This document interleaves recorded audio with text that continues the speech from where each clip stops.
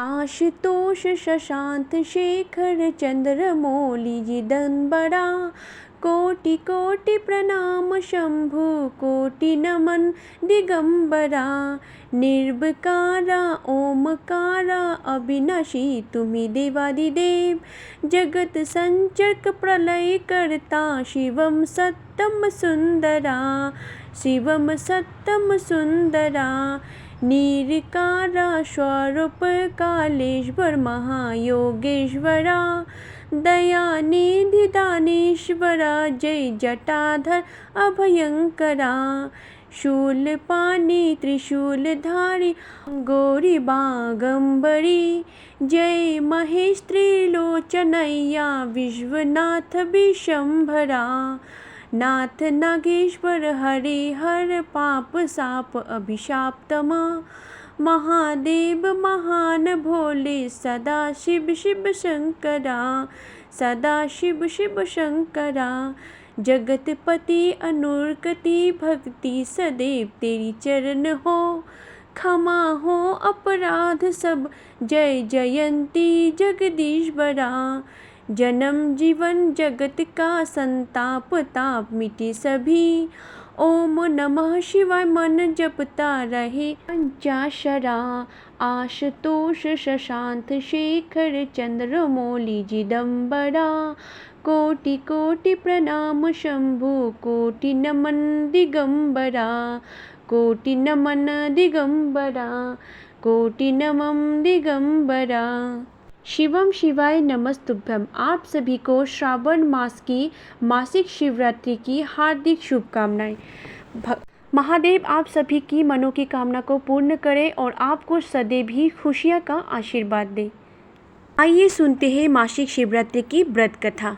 प्राचीन समय में एक चित्रभानु नाम का एक शिकारी था, जो अपने ही परिवार का पोषण पशुओं की हत्या करके करता था। उसने एक साहूकार से कर्ज लिया रखा था, लेकिन कर्ज ना चुकाने पाने के कारण क्रोधित साहूकार ने शिकारी को बंदी बना लिया था। संजोग से उस दिन शिवरात्रि थी। बंदी रहते हुए शिकारी ने शिव संबंधित धार्मिक बातें सुनी और वहीं उसने शिवरात्रि व्रत की कथा भी सुन ली। फिर शाम साहूकार ने उसे बुलाया और पूछा कि कर्ज कब तक चुका दोगे।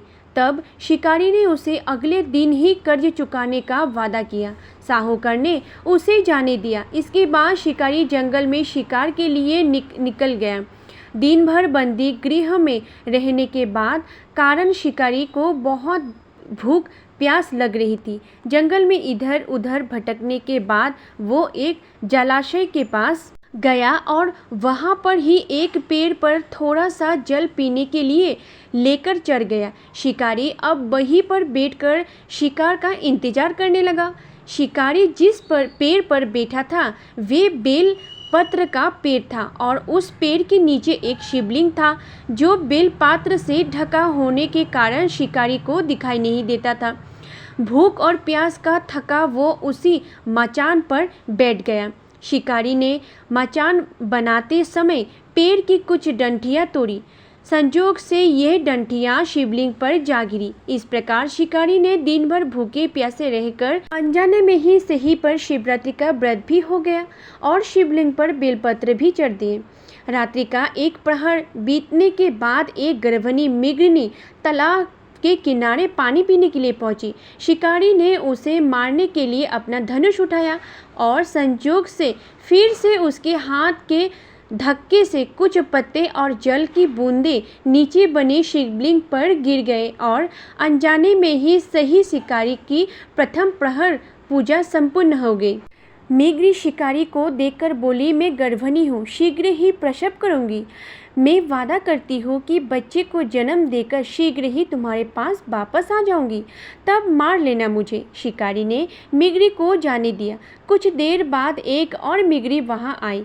शिकारी ने उसे देखकर धनुष पर बाण चढ़ा दिया। शिकारी ने जैसे ही धनुष उठाया वैसे ही अनजाने में कुछ और बेलपत्र उसके हाथ से नीचे शिवलिंग पर जा गिरे और इस तरह से उसकी दूसरी प्रहर की पूजा भी पूरी हो गई। इस मिगरी ने भी विनम्रता पूर्वक शिकारी से निवेदन किया कि मैं थोड़े ही देर पहले ऋतु से निवृत्त हुई हूँ, अपने प्रिय को तलाश कर रही हूँ। मैं वचन देता हूँ कि अपने पति से मिलकर शीघ्र ही वापस आ जाऊँगा, तुम मुझे मार लेना। शिकारी ने उसे भी जाने दिया। अब रात्रि का आखिरी पहर बीतने को था। फिर एक और मिगरी अपने बच्चे के साथ उधर से निकली। शिकारी ने उसे मारने के लिए तुरंत ही धनुष पर तीर चढ़ा दिया। यह देख मिगरी बोली, मैं इन बच्चों की इनके पिता को सौंपकर वापस लौटाऊंगी, तुम मुझे मार लेना। शिकारी ने उसे भी जाने दिया। शिकारी शिकार न करने के कारण परेशान हो गया और पेड़ पर बैठा हुआ वो बेलपत्र तोड़ तोड़ कर नीचे फेंकने जा रहा था। इस तरह से उसके हाथों से तीसरी प्रहर की भी पूजा स्वयं ही संपूर्ण हो गई।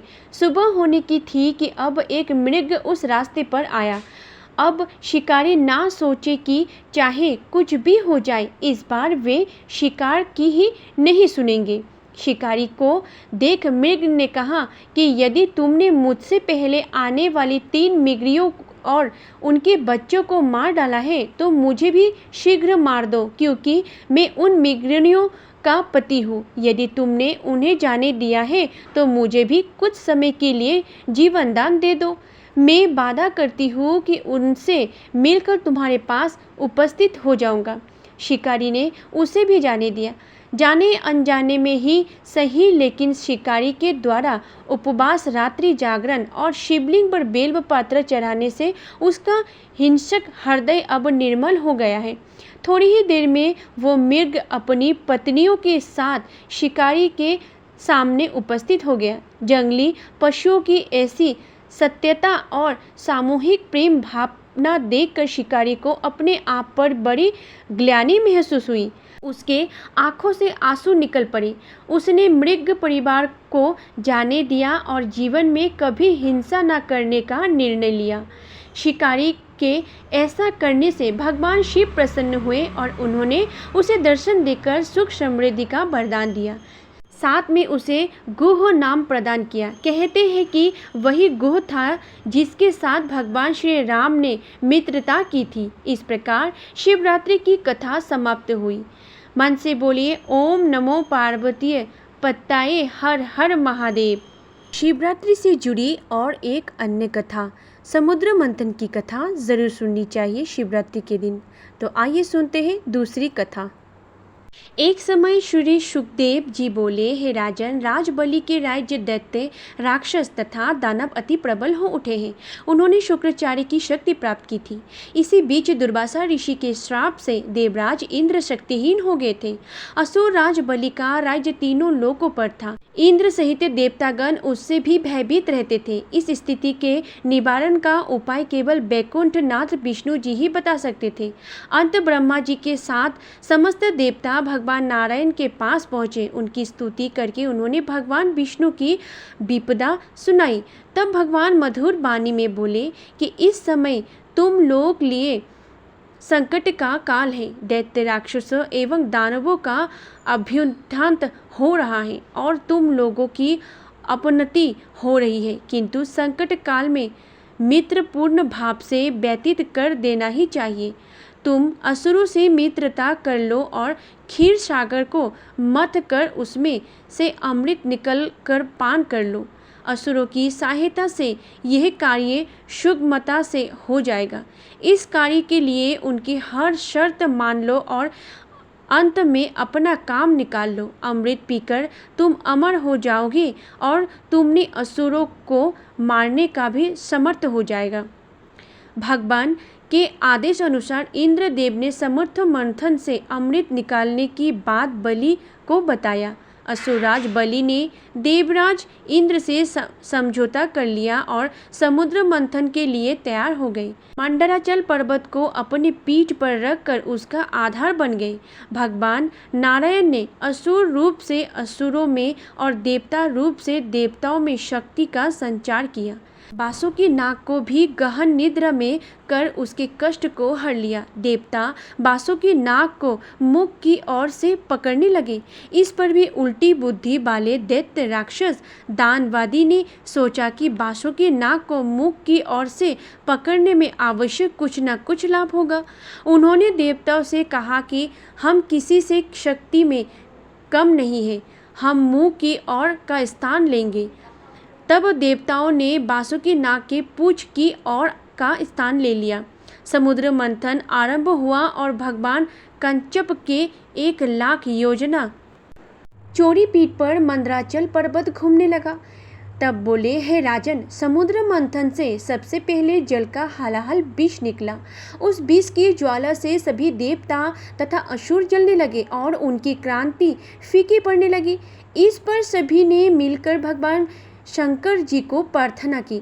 त्रिदेवों में भोलेनाथ को देवों के देव महादेव कहा जाता है। शास्त्र के अनुसार शिव ही एकमात्र परमेश्वर है जो कि ब्रह्मांड के हर कण में समाये हुए हैं। वो तीनों लोकों की स्वामी कहलाते हैं। शिव को सर्वशक्तिशाली देवता माना जाता है। यही वजह है कि जब समुद्र मंथन हलाहल विष निकला तो एकमात्र शिव ही ऐसा देवता था जिनमें इसका पान करने की शक्ति थी। अगर भोलेनाथ ऐसा नहीं करते तो सृष्टि का नाश हो जाता था। जाने कितने खतरनाक था हलाहल विष। समुद्र मंथन से 14 रत्न निकले थे। इस दौरान हलाहल विष भी निकला था। कहा जाता है कि हलाहल विष की तुलना रुद्र के तीसरे नेत्र की ज्वाला के अंश से की जाती है। यह इतना शक्तिशाली था कि इसके केवल स्पर्श मात्र से कोई भी भस्म हो सकता था। हलाहल विष इतना खतरनाक था कि इसके तीव्रता स्वयं अमृत की शक्ति को भी खत्म कर सकने की सक्षम थी। बिजली से बिजली, बिस्तर और नाग उसके हलाहल विष के ताप को सह नहीं सके और मृत्यु को प्राप्त हो गए। जब समुद्र मंथन के गर्भ से हलाहल विष निकला तो देवता, दानव, यहाँ तक कि मृत्यु के देवता यमराज और बासुकी नाग भी उसकी शक्ति देख आश्चर्यचकित रह गए। इस विष को कहीं फेंका नहीं जा सकता था क्योंकि इसकी एक बूंद भी पृथ्वी पर पड़ती तो सृष्टि का विनाश हो जाता। देव और दानव में हलाहल विष को ग्रहण करने की क्षमता नहीं थी। केवल महादेव ही एकमात्र इसका विकल्प थे। ब्रह्मदेव ने महादेव का आवाहन किया। सृष्टि का इस प्रकार विनाश होते देख महादेव ने सारा हलाहल अपनी अंजलि में भरकर पी ली। एक पल में ही संपूर्ण विष को मद मद मुस्कुराते हुए अपने कंठ में उतार लिया। जब शिव जी ने हलाहल विष पिया तो उनके पूरे शरीर में जलन होने लगी। भोलेनाथ की व्याकुलता बढ़ रही थी। वो असहज होने लगे। यह देख सभी देवता भयभीत हो गए। यह देख माता पार्वती ने महादेव के कंठ पर हाथ रख दिया और उस विष को नीचे उतरने से रोक लिया। भीषण विष के प्रभाव से महादेव का कंठ नीला पड़ गया और वे नीलकंठ कहलाए। भोलेनाथ के शरीर के ताप को कम करने के लिए उन पर गंगाजल, धतूरा, बेलपत्र अर्पित किया गया। तब जाकर उनकी व्याकुलता शांत हुई।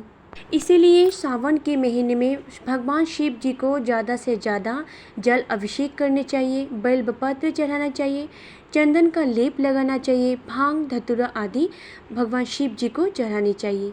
तो मेरे प्यारे श्रोताओं, ये रहा आज के व्रत की कहानी। आपको अगर ये कहानी पसंद आए तो प्लीज़ मेरी वीडियो को लाइक कीजिएगा, चैनल को सब्सक्राइब कीजिएगा, बेल आइकन को क्लिक कीजिएगा, कमेंट बॉक्स पे हर हर महादेव ज़रूर लिखिएगा।